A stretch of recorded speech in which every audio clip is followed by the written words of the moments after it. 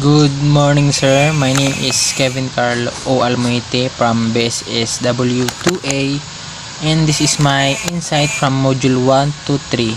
In Module 1, Critical Practices within the Social Work Domain, I learned the meaning of clinical social work, the values that are significant of clinical social work. Clinical social work has emerged in the social work vocabulary and literature in the past decades.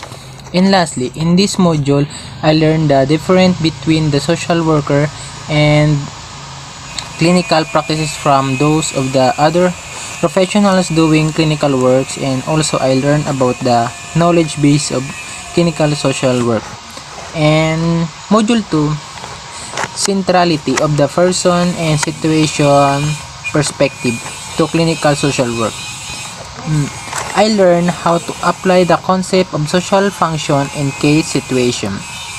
I learned about the person and environment perspective, which have three groups: the primary groups, secondary groups, and the social cultural.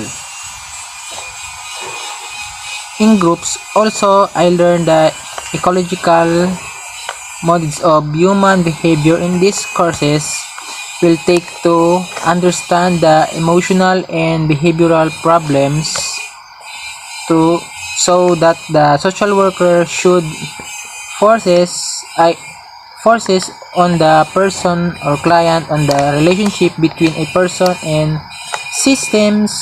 In this module, we can see the point of interactional for social work. And lastly, for module 3, helping relationship.